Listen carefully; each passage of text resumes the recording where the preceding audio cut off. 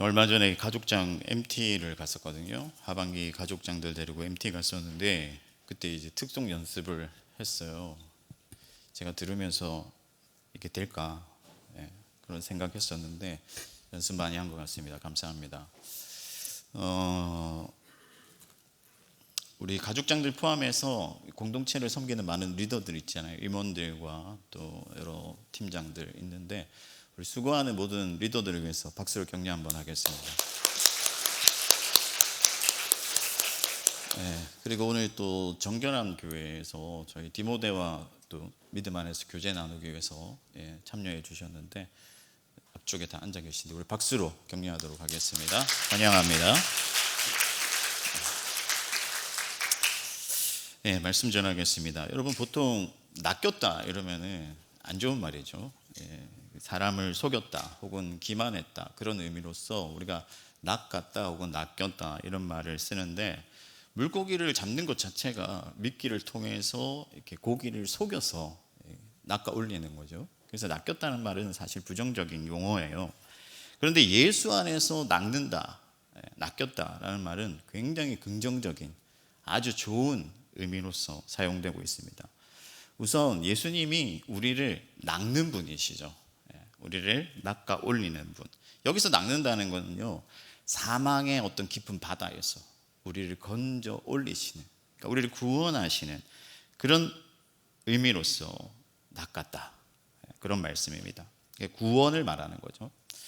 더 놀라운 사실은 예수님께서 이렇게 위대한 구원의 사명, 사람을 낚는 사명을 저와 여러분들에게 주셨다 하는 거예요. 그래서 여러분들 다 아시다시피 베드로가 사람을 낚는 어부로서 예수님께 부름을 받잖아요. 저와 여러분들도 그렇게 부름을 받았습니다. 전혀 새로운 차원의 어떤 삶으로 부름을 받은 거예요. 여러분 물고기와 사람을 가치를 매긴다고 하면요, 이게 비교가 불가능하죠. 생선 한 마리, 멸치 한 마리 하고 사람과는 비교가 불가능하죠. 그런 것처럼 이제는 우리의 삶의 어떤 차원이 달라졌다 하는 거예요. 우리의 삶의 이유와 가치관과 목표가 그리고 우리의 삶의 양식이 이제는 새로워졌고 전혀 달라졌다 하는 거죠. 그래서 예수를 믿는다는 것은 변화를 말하는 거예요. 예수를 믿고도 아무런 변화가 없거나 세상의 사람들과 하등 다를 바 없이 똑같이 살아간다면 그것은 반드시 문제가 있는 것이다. 오늘 제가 베드로의 신앙이라는 설교 제목을, 베드로의 믿음이라는 설교 제목을 정했는데 왜 베드로를 정했느냐? 이 베드로가 변화의 아이콘이에요. 이전에는 그냥 평범한 어부였죠. 그러나 예수를 믿고 난 이후에는 위대한 예수의 제자가 되고 사도가 되고 이전과는 전혀 다른, 급이 다른 그런 삶을 살았다 하는 거죠. 그렇다면 고기를 낚는 이 어부의 삶과 이 사람을 낚는 인부라고 해야 되나? 어떻게 표현할지 모르겠는데 사람을 낚는 사람, 이런 사람들의 차이가 뭐냐? 무엇이 다르냐? 먼저 어부는 물질 중심이죠. 이 땅 중심이에요. 땅에서 먹고 사는 문제, 그리고 자기의 어떤 소유, 풍성함, 내가 살아가는 어떤 삶의 퀄리티, 내가 먹고 마시고 자고 우리 자녀들 먹이고 이런 문제가 초점이에요. 자기의 유익을 구하고 자기의 인생의 풍요를 위해서 살아갑니다. 그러나 사람을 낚는 사람들은 다르죠. 물질이 아니라 생명을 목표로 하는 거예요. 자기 소유를 채우는데 목표가 있거나 가치관이 있는 것이 아니라 사람을 살리는데 목표가 있다 하는 거예요.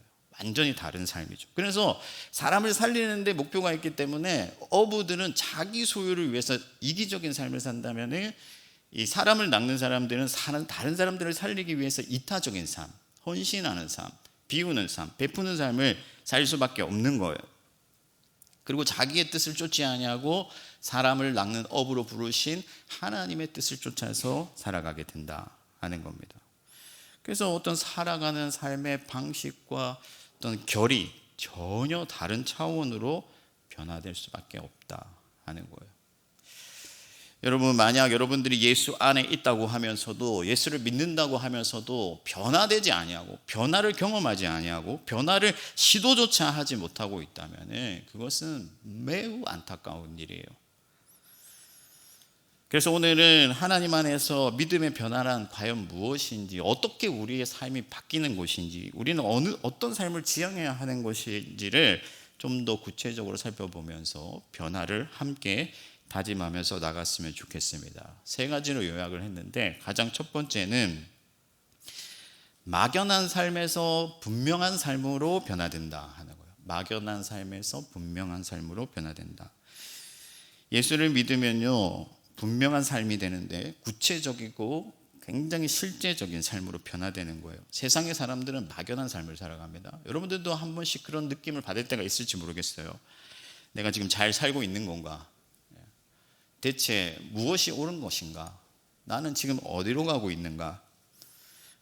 무엇을 해야 잘 사는 것인지 모호하고, 언젠가는 좋은 날도 오겠지 하면서 일단 살아보자 하는 그런 마음이 들 때가 있을 거예요. 이게 세상 사람들의 삶입니다. 그래서 막연한 삶의 특징은 수동적이다 하는 거죠. 타인에 의해서 강요되고 사회가 규정한 대로 살아가게 돼요. 혹은 누군가를 추종하기도 하는 거죠. 어떤 사람들은 너무나 인생이 막연하기 때문에 그것을 뭔가 파헤치고 진지하게 살아가는 것에 대해서 피로감을 느껴요. 그냥 그러면 막연한 대로 살아보자, 대충 살자, 그렇게 되는 거죠. 인생 별거 있을까 하면서. 그래서 요즘 신조가 보면 막 이렇게 대충 살자, 이런 유행하는 그런 밈들이 있더라고요. 여러분, 삶의 분명한 의미와 이 실제적인 삶의 목표를 찾기가 어렵습니다. 그래서 방황하죠. 모호하기 때문에. 그래서 사람들이, 중년 남자들이 어떻게 하냐면 나중에는 이제 숲으로 가요. 자연인 아시죠, 여러분? 자연인. 제가 수요 예배 때도 한번 얘기했는데, 이 자연인이라는 프로그램이 한 주에 한 600번 정도 재방송이 된대요. 막 여러 방송사에서. 그러니까 사람들이 이 땅의 삶에 어떤 지치기 때문에 그냥 자연으로 돌아가서 좀 쉬고 싶다. 그러니까 뭐가 옳은 것인지, 내가 어떻게 사는 것인지 답을 찾기가 어렵기 때문에 숲으로 가서, 자연으로 가서 답을 찾고자 하는 것이죠. 예수를 믿는다고 하면서 교회에 나오면서 하나님을 믿는 신앙생활을 하면서도 분명한 어떤 하나님의 음성을 듣지 못하고 내가 해야 할 일이 무엇인지를 찾지 못하는 사람들이 있어요. 그런 사람들은 변화를 겪을 수가 없어요. 그냥 똑같이 교회 나오고 앉아있다가 집에 가고, 그리고 세상 사람들과 똑같이 살아가는 거죠. 그러나 여러분, 오늘 말씀에도 예수님께서 베드로를 찾아오셔서 이제 그만 바다 깊은 곳으로 가라 하고 명령하시잖아요. 말씀을 내려주시거든요. 어디로 가야 할지, 무엇을 해야 할지, 어떻게 해야 할지를 알려주시는 거예요. 그리고 그 말씀대로 순종했을 때 세상이 경험할 수 없는 분명한 역사가 나타나는 거죠. 이것이 그리스도인들의 삶입니다. 여러분, 바울이 예수님을 믿는 사람들을 죽이려고 막 말을 몰아서 사람들과 함께 갈 때에 빛 가운데서 예수 그리스도를 만났잖아요. 그죠? 예수 그리스도께서 바울아 바울아, 그땐 사울이죠. 사울아 사울아, 왜 나를 핍박하느냐 하면서 바울을 불렀습니다. 그리고 바울이 회심한 뒤에는 그가 즉시로 예수가 그리스도다 하는 것을 증거하기 시작했어요. 무엇을 해야 할지, 어떻게 해야 할지 헤매거나 방황하지 않았습니다. 이제 확실히 알았고 분명히 보았기 때문에 내가 가야 할 길은 정해졌고 그 길을 곧장 달려가게 되는 것이죠. 그래서 굉장히 바울이 능동적인 삶을 살게 되는 거예요. 여러분, 모세를 하나님께서 떨기나무 가운데서 부르셨는데, 모세를 부르신 뒤에 그의 삶의 목표가 너무나도 분명해졌죠. 그래서 이제 그는 곧장 애굽으로 가서 그 백성들을 구원하는 일에, 가나안으로 그들을 이끌고 가는 일에 자기 인생의 전부를 헌신하게 돼요. 광야에 있을 때는 내가 어떻게 사는 것이 옳은 것인지 무엇인지 잘 모르고 헤매고, 그래서 하나님이 나타났을 때도 이런저런 변명을 하면서 그 사명을 피하려고 했지만 하나님이 자신을 알려주시고 내가 너의 주인이다 말씀하시고 가라 하시니 갔다. 그리고 거기서 자기의 어떤 분명한 비전을 발견하고 그것을 향해서 곧장 달려간 것이죠. 여러분, 하나님은 살아계신 하나님이시고 여러분들에게 오늘도 성령을 통해서 말씀하시는 하나님인 것을 믿으시기 바랍니다. 하나님은 지금도 여러분들에게 말씀하고 계세요. 가라 하시고 멈추라 하시고 또 진리를 밝혀 보이시고 무엇이 옳은 것인지 알게 하시고 어떻게 사는 것이 정답인 것인지를 하나님은 여러분들에게 확실히 보여주셨다 하는 거예요. 우리들의 인생은 더 이상 안개 같지 않다 하는 거죠. 모호하지 않고 어두운 밤이 아니다 하는 거예요. 예수 그리스도의 빛이 비쳤고 낮이 되었고 이제는 안개는 걷히고 환한 세상이 열렸어요. 우리는 분명히 보게 된 자들입니다. 무엇이 확실한 것인지를 알게 된 거죠. 제 친구 중에 파키스탄에서 선교하는 친구가 있는데, 파키스탄이라는 나라가 아시다시피 지금 팔레스타인 분쟁도 있지만은 파키스탄 이런 나라들도 굉장히 위험한 나라죠. 굉장히 낙후되어 있는 나라고. 근데 아이가 넷이에요. 넷. 근데 그 아이 넷을 데리고 그 나라에 가서 홈스쿨링 하면서 선교하는데, 제가 왜 굉장히 똑똑하고 영어도 잘하고 목회 잘할 것 같은데 왜 굳이 그 나라를 가려고 하느냐 물어봤거든요. 근데 그 친구가 뭐라고 하냐면은 너무 확실하기 때문에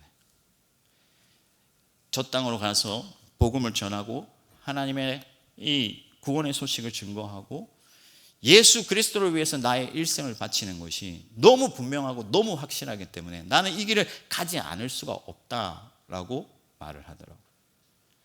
그러니까 세상의 사람들은요 떠밀려 살아요. 막연한 삶을 삽니다. 일단 가보자 하고 살지만은 그리스도 안에 있는 사람들은 예수 그리스도께서 분명한 비전을 보여주시고 진리를 밝혀 깨닫게 하시고 우리의 행동 강령을 정해주셨기 때문에 확실함을 가지고 분명한 삶을 살고 능동적인 삶을 살고 구체적이고 실제적인 그런 하나님의 나라의 역사를 이루면서 살아간다 하는 거예요. 아멘이십니까? 그래서 여러분들의 삶 가운데서 하나님의 음성이 들려져야 되고 그 음성을 듣고 오늘 내가 순종해야 되는 것이죠. 그것이 예수 그리스도를 믿는 사람의 삶이다 하는 거예요. 그러므로 여러분, 주님께서 밝혀 보이시는 그 길을 향해 나아가고 주님이 말씀하신 그 삶의 의미와 목표를 향해서 여러분들의 삶을 변화시키기를 축복합니다. 그렇게 할 때 여러분들의 삶을 통해서 하나님이 역사를 이루시고 죽어가는 영혼들을 살리시고 사람을 낚는 어부의 삶을 살게 해주시는 거예요. 자, 두 번째 변화는 뭐냐면, 첫 번째 변화는 막연한 삶에서 분명한 삶으로 변화된다 하는 것이고, 두 번째 변화는 나의 경험을 의존하는 삶에서 하나님을 의존하는 삶으로 변화된다 하는 거예요. 예수 그리스도를 믿었으니까 예수님께서 가라 하셨고 가서 그물을 던져 보니까 거기에서 고기가 올라오는데 이야, 이분이 하나님이시거든요. 그래서 베드로는 이후로 예수 그리스도께서 부르신 이후로는 하나님을 의지하는 삶을 살았어요. 세상의 사람들은 자기 경험과 자기 지식을 의지합니다. 경륜이다 이런 말을 쓰는데, 여러분 청년의 때는 경륜이 부족하기 때문에 실수도 하고 실패도 하고 때로는 좌절하고 넘어지죠. 연애도 마찬가지예요. 여러분들 연애하면서 이렇게 또 인생의 경험이 짧기 때문에 좋은 사람 만나면 좋지만 또 좀 이상한 사람 만나서 막 상처받고 이런 경우들도 있잖아요. 그래서 이 경륜이라는 것은 사실 우리가 참 믿기 힘든, 신뢰하기 힘든 것인데, 옛날에는 나이가 40이 되면요 불혹이다 이런 말을 썼습니다. 근데 요즘은 잘 공감이 안 되죠. 저도 이제 내년이면 48 되는데 50을 바라보는데도 이 말이 공감이 안 돼요. 불혹이다 이러면 혹함이 없다. 그래서 이제는 흔들리지 않는다. 자기의 어떤 인생이 확고해졌고 가치관이 섰고 넘어지지 않는다 이런 의미인데, 근데 이런 말이 나왔을 때는 뭐 평균 수명이 50쯤 되잖아요. 그러니까 뭐 죽을 때쯤 돼야 정신 차린다. 그러니까 불혹이다라는 게 오늘날의 40을 말하는 게 아니라 거의 죽음이 다가와서 뭔가 좀 깨닫게 된다 이런 의미라고 볼 수가 있습니다. 그래서 사람들은 항상 일반화의 오류에 빠지고 선입견 때문에 어떤 사람들과의 관계를 깨트리고, 이 경륜이라는 것은 너무 짧고 제한적이기 때문에 그것을 의지하고 살아가면요 넘어지고 실패할 수밖에 없어요. 그리고 자기의 경험치 안에 갇혀서 좁은 세상, 그러니까 우물 안에 어떤 개구리처럼 살아갈 수밖에 없다 하는 거예요. 그래서 이 베드로는요 어부라는 어떤 그런 삶의 한계에 갇혀서 아버지가 그랬고 자기도 그랬고 그냥 고기를 낚으면서 먹이고 그 정도의 삶을 살아가고 있었던 거죠. 그런데 그 경험으로서도 베드로는 어부로서 베테랑이잖아요. 근데 그 베테랑 어부도 고기를 잡지 못하는 날이 있었다 하는 거죠. 실패할 수밖에 없고 좌절할 수밖에 없는 그런 날이 있었는데, 예수 그리스도 하나님이신 그분의 말씀을 의지하여 나아갔더니 놀라운 일이 일어나게 된 거예요. 여러분, 예수를 믿는 자들은요, 자신의 경험치를 의지하는 것이 아니라 하나님의 지혜와 하나님의 능력을 의지하며 나아가는 것이다. 그래서 원대한 비전을 가지고 하나님이 주시는 꿈을 꾸고 길이 정해졌다면 주저하지 아니하고 담대히 나아가게 되는 것이죠. 왜냐하면 하나님은 능치 못함이 없기 때문에. 아멘이십니까? 여러분들 주저하지 마세요. 하나님이 보여주신 비전이 있다면 주저할 필요가 없습니다. 왜냐하면 하나님이 이루실 것이기 때문에. 우리의 구원은 능히 그 누구도 이룰 수 없는 거예요. 우리는 전적으로 타락했고 죄인이고 사망의 멸망에 빠질 수밖에 없는 자들인데, 하나님이 그의 전능하심으로 예수 그리스도를 세상에 보내시고 우리를 구원해 주신 거예요. 모세가 이스라엘 백성들을 구원하러 갈 때 두렵고 떨리잖아요. 자기의 경험치를 의지하려고 하면은 자기가 할 수가 없거든요. 예전에 한번 실패해봤잖아요. 자기가 잘 나갈 때도 실패했는데 이제 내가 광야에 쫓겨 나와가지고 양떼나 치고 있는데 어떻게 그 백성들을 구원하겠느냐. 자기의 경험치를 의지하면 할 수가 없는 거예요. 그러나 여호와께서 내가 너와 함께 하겠고 내 이름을 너에게 줄 테니 가라. 그래서 하나님을 믿고 그 하나님을 의지하면서 나아갔더니 홍해가 갈라지고 전에 경험하지 못한 위대한 일들을 이루게 되는 것이죠. 여러분, 다윗이요, 자기의 어떤 힘을 의지했다면 절대 골리앗과 맞설 수가 없어요. 그러나 하나님께서 이미 그에게 공과 사자와 싸울 때 놀라운 방법으로 그를 이기게 하신 경험이 있었기 때문에 하나님에 대한 경험으로 나아갔더니 골리앗을 이기게 된 것이죠.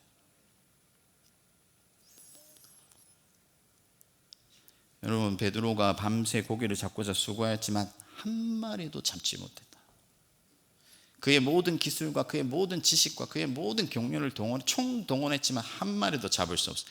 그러나 하나님의 말씀을 의지할 때 그물이 찢어질 정도로 물고기를 잡게 된 거예요. 그러므로 여러분도 여러분의 어떠한 미천한 그런 경륜을 의지하고 여러분들의 어떤 스펙으로, 여러분들의 어떤 기술로, 여러분들의 재능으로 승부하려고 하지 말고 무한하신 하나님의 능력을 신뢰하며 나아가시기를 바랍니다.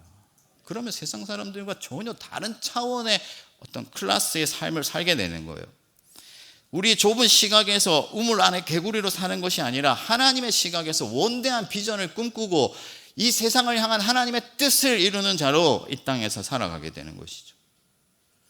여러분은 하나님의 사람들입니다. 두려워 말고 담대히 나아가십시오. 예수님의 제자들은요, 그냥 갈릴리 조그만 그 바닷가에 사는 어부들이었어요. 근데 예수님께서 세계 모든 민족을 말씀하시고 땅 끝까지를 말씀하시고 내가 하늘과 땅의 권세를 너희에게 주노니 가서 모든 민족으로 내 제자를 삼으라 말씀하시고 그 말씀에 순종하여 나아갈 때 오늘 저와 여러분들이 예수의 제자가 된 거예요. 그들의 믿음이, 그들의 순종이, 그들의 하나님을 의지하는 그 마음이 오늘날의 결실을 맺었다는 것을 기억하시기 바랍니다. 여러분들도 마찬가지예요. 절대 여러분들 스스로 한계에 갇히지 말고 하나님의 지식과 하나님의 능력을 타고 여러분들의 인생을 개척하는 하나님의 사람들이 다 되시기를 축복합니다. 마지막 세 번째는 뭐냐면요, 미래지향적인 삶에서 현재지향적인 삶으로 변화된다. 미래지향적인 삶에서 현재지향적인 삶. 무슨 말이냐면요, 미래지향적으로 산다는 게 나쁜 뜻은 아니에요. 꼭 성경도 개미에게서 배우라고 하잖아요. 개미에게서 배우라. 미래를 위해서 준비하고 예비하고 하는 거 지혜죠. 뭐 청년 통장 이런 거 여러분들 만드셔야 돼요. 그러나 여러분, 내일에 기대어서 오늘을 적당히 살아서는 안 된다 하는 겁니다. 내일 또 기회가 있겠지. 또 언젠가는 내가 정신 차리겠지. 그런 식으로 인생의 책임을 미래에 나중에 맡기는 시기면 곤란하다 하는 겁니다. 오늘을 적당히 사는 핑계를 삼아서는 안 된다 하는 것이죠. 사실 요즘 세대에 제일 위로가 안 되는 말이 언젠가 좋은 날이 올 거야 하는 거잖아요. 그죠? 현실은 그렇지 않은데 어른들은 자꾸만 좋은 날 온다, 인내해라 그렇게 얘기를 하거든요. 이게 사실 어떻게 보면요 너무 허무한 말이에요. 미래라는 것 자체가 실체가 없습니다. 허상이에요. 그러나 이 세상의 사람들은 현실이 너무 무겁기 때문에, 이 현실이 버겁기 때문에 자꾸만 미래에 기대려고 하는 거예요. 그래서 여러분들 로또를 사는 거죠. 제 친구도 로또를 살 때마다 저한테 항상 내가 이거 당첨되면 너한테 빌딩도 하나 사주고, 그 얘기하면서 그 재미로 또 로또를 사고 그렇게 하는 거죠. 지금 현실이 버겁기 때문에 미래에 걸어보는 거예요. 제가 언젠가 청년이 교회를 안 나와서 신방을 하는데 그 청년이 뭐라고 말하냐면, 지금 내가 좀 돈을 많이 벌어야 되겠고 돈을 좀 많이 모아서 하나님을 이렇게 섬기려고 하는데 지금은 교회 생활에 좀 충성하기가 어렵습니다. 제가 이거 지금은 돈을 벌 타이밍입니다. 이렇게 얘기를 하는 거예요. 근데 이런 사고가 하나님 앞에서 과연 정상인가? 하나님이 기뻐하시는 일인가? 여러분, 미래라는 시간은요 오직 하나님의 소관인 것을 기억하시길 바랍니다. 여러분들의 소관이 아니에요. 여러분들의 것이 아닙니다. 오직 하나님께 달려있어요. 주어질지 안 주어질지 몰라요. 떡 줄 사람은 생각도 안 하는데 김치 국물부터 마시는 일이 없어야겠다. 여러분, 내가 다가올지 안 올지도 모르는 그 미래를 핑계 삼아 지금 아무 역사도 없고 지금 아무 능력도 없고 지금 아무 열매도 없는 그런 삶을 핑계 삼지 말아라 하는 것이죠. 하나님은 지금 여러분의 삶에 임하시는 임마누엘의 하나님이시다. 지금 여러분들의 삶에 임하셔서 여러분들의 삶을 주관하시고 다스리시는 만왕의 왕이시다. 하나님은 여러분들의 현재의 주인이시다 하는 거예요. 바울이 하늘 성소에 다녀왔어요. 낙원을 경험한 거죠. 환상 가운데서. 그러나 바울은 이 낙원을 다녀와서 장차 우리가 가게 될 그 나라에 대하여서 경험을 했음에도 불구하고 그 얘기를 잘 하지 않았습니다. 물론 장차 우리가 가게 될 그 나라가 우리의 소망인 것은 맞지만 바울에게 있어서 중요한 것은 뭐다? 지금이다 하는 거죠. 이 땅에서 하나님께서 우리에게 주신 그 소명이고 또 오늘 내가 만들어 가야 할 그 하나님의 나라이기 때문에, 그게 더 중요하기 때문에 미래에 대한 그 하나님의 나라를 경험했어도 불구하고 말하지 않았다 하는 겁니다.